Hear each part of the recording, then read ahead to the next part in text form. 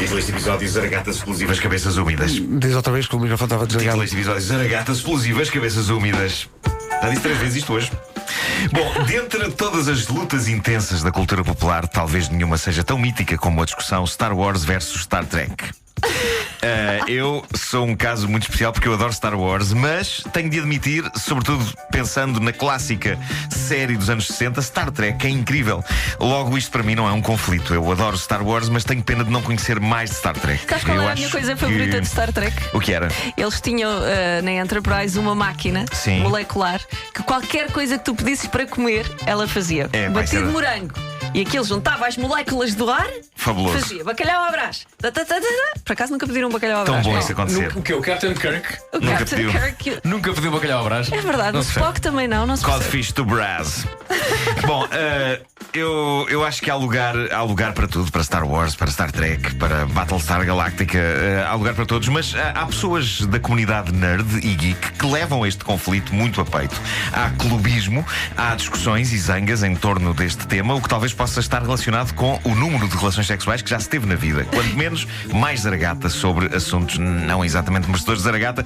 O que nos leva a esta notícia. Na América, mais precisamente em Oklahoma City, a polícia foi chamada para uma zaragata terrível que incluiu violência física.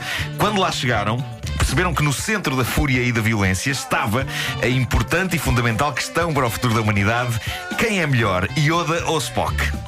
2 jovens da casa dos 20 anos estavam engalfinhados à pancada Por causa disso? por causa desta questão. Sim, faltam-lhe namoradas. Faltam-lhes namoradas. Foram ditas Sem coisas duras, meus amigos, e depois das coisas duras que foram ditas, um dos envolvidos na discussão tentou esganar o outro, agarrando-se ao pescoço dele, sendo que, de Mas acordo com agarrou-se mesmo ou fez assim, tipo, usou a força? o truque do Spock. Era no ombro, não era? Fazia no desmaiar. ombro. Não, eu estava a pensar usar a força, como o Darth Vader. Sim. É que isto é uma luta tramada, é usar a força contra aquele truque do Spock. Mas, de acordo com o relatório. Isto é muito bom. De acordo com o relatório policial, o esganado perdeu e recuperou por diversas vezes seguidas a consciência enquanto estava a ser esganado. É bem linda. Para com isso! Para com isso! Bom, num dos momentos em que estava acordado, conseguiu sacar de uma naifa com que tentou espetar o seu agressor. Foi Como a assim? este Tinha ponto. uma naifa? Tinha. Foi a este ponto que as coisas chegaram. Aparentemente, antes da discussão sobre Star Wars e Star Trek e sobre Yoda e Spock, eles já vinham a ferver de uma situação, essa sim tramada e grave, que não tinha a ver com estas duas sagas espaciais. Que situação tramada e grave? Eles tinham estado a jogar um videojogo do Batman na Xbox e chatearam-se por causa de determinados truques e piruetas que um deles fazia e que não quis partilhar com o outro. Como é que se faziam? As grandes questões. Isto é lindo. Motivos, mas são motivos sérios, não é? Claro! Mas foi isso já os tinha irritado. E quando entraram pelo debate sobre Yoda e Spock, aquilo escalou muito rapidamente para a violência. Amor tem de ser feito por estes 2 indivíduos, não é? Nem que sejam um com o outro. Sim, há muita tensão acumulada aí, claramente. Tem de acontecer. Também da América, mas de Michigan, chega àquela que é possivelmente a história mais incrivelmente insólita, envolvendo um laboratório de metanfetamina. Isto é uma espécie de Breaking Bad cruzado com Benny Hill. Nada faz sentido nesta história. Basicamente o que se passou é que um tipo tinha um laboratório de drogas em casa. Ele fazia a chamada Crystal Meth para vender e um belo dia estava pacatamente, não é? A cozinhar a droga quando aconteceu uma daquelas coisas que pode de facto acontecer quando se trabalha nesse ofício, que foi basicamente aquilo foi tudo pelos ares, com o homem lá dentro. Ele tinha o laboratório numa garagem e a garagem foi praticamente de forma literal pelos ares. O telhado voou, as paredes caíram e o tipo sobreviveu. Quase como num desenho animado do Coyote, este fabricante / negociante de drogas sobreviveu à explosão, sobreviveu com escoriações e sem roupa. A roupa foi destruída na explosão, tendo ficado apenas com uns farrapos e uns calções rasgados. E o que é que ele fez a seguir? Com incrível calma, ele meteu-se no carro e pensou: vou ali ao ginásio tomar um duche para limpar isto. Olha, presença de espírito, já viste? E assim fez. De repente há um tipo absolutamente desgrenhado, em calções rasgados e farripas de roupa, a conduzir um carro e a parar no ginásio e a entrar. E testemunhas dizem que acharam um bocadinho estranho o tipo, que aparentemente era um cliente do ginásio, ele entrar e caminhar de forma tão decidida para os balneários, estando ele em farrapos e todo desgrenhado. Mas o que os fez chamar uma ambulância foi o momento em que o homem começou a tomar duche e a água quente lhe chegou aos ferimentos. E aí, quando gritos valentes começaram a sair de uma das cabines de duche, o pessoal do ginásio achou que era melhor chamar uma ambulância. Eu gosto que eles tenham achado tudo natural até aquele momento. O tipo entrar naquele estado, todo desgrenhado. Isso está bem, mas se ele começa a gritar muito no duche. Dia. Então, Antunes, lá vamos explodir o laboratório. É isso.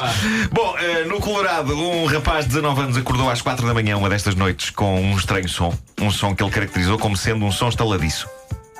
Para além do som estaladiço, que lhe pareceu que estava a ocorrer dentro da sua própria cabeça, ele sentiu também umidade, uma espécie de uma umidade quente. Ele estava com o cabelo molhado. E para além disto tudo, sentiu que estava a mover-se. Ele acordou a mover-se, mas sem controle sobre o movimento. Parecia que estava assim a modos que a ser arrastado. E foi então que percebeu o que estava a acontecer.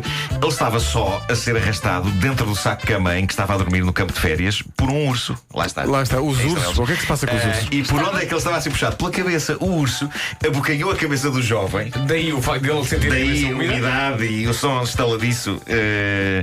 E curiosamente, e com um estranho cuidado para não lhe arrancar a cabeça nem danificar. Pois, porque ele não sentiu o dor. Urso, não sentiu dor. O urso estava a arrastá-lo cuidadosamente, sabe-se lá para onde. Os ursos, quando arrastam pessoas, são muito cuidadosos, sabe? Pois é. Era um meio urso. Era um meio urso, claramente era um meio urso. O rapaz acabou por debater-se e, juntamente com outras pessoas que, entretanto, acordaram, conseguiram afugentar o urso. Mas isto claramente não era uma situação de DiCaprio no Revenant. Este urso estava a ser demasiado cuidadoso. Provavelmente ele queria levá-lo só para o abrigo dele para colecionar. Era daqueles colecionadores que não quer tirar as coisas da caixa. É como não uma pequena sereia que tinha garfos e coisas de humanos. Ele possivelmente ia chegar à gruta e ia pôr este jovem numa estante, juntamente com outros, não é? Todos lá sentadinhos e direitos. Mas tens tido muitas histórias com ursos ultimamente. Eu já vos avisei que eles estão a chegar, eles estão a invadir o planeta. Isto vai ser tudo deles, dentro de muito pouco tempo. O mundo vai ser dos ursos e das cabras. Atenção à produção fotográfica do jornal The Guardian sobre cabras lindíssimas, soberbas. Soberbas cabras? Sim, eu publiquei no meu Facebook. São fotografias encantadoras de cabras super. Sexys mesmo. Penteadíssimas, pelo sedoso, expressões incríveis nos seus rostos de cabra. Estou fascinado. Vale a pena. Expressões incríveis no seu rosto de cabra. Eu acho que nós devíamos ter uma cabra. Nós devíamos ter aqui uma cabrinha daquelas. Nós tínhamos, tu levaste para casa? Aos saltinhos. Mas era de loiça. Mas era de fibra de vidro, essa não conta. Mas devíamos ter uma cabra real aqui. Acho que elas crescem. Sim, mas eu acho que, por exemplo, ao nível dos dejetos, é muito fácil de apanhar, porque parecem maltesers. É uma coisa que facilmente. Mas lá não te enganes. Pois. Por isso eu acho que devíamos considerar seriamente a possibilidade de ter uma mascote. Uma mascote de cabra aqui. Exato. Porque é um cão ou um gato? Arranjamos logo uma cabra. Posso só fazer aqui agora um pequeno inquérito? Sim. Se não levas a mal. Ok. Quem é que acha que esta ideia do Marco é parva? 3 pessoas levantaram os. Ok. Parvo não quer dizer que seja mau. Mesmo a Rita que está a filmar também levantou o braço. Só não repara, levanta porque é para ver. Parvo não quer dizer que seja mau. Quem é que acha que esta ideia é má? Sim.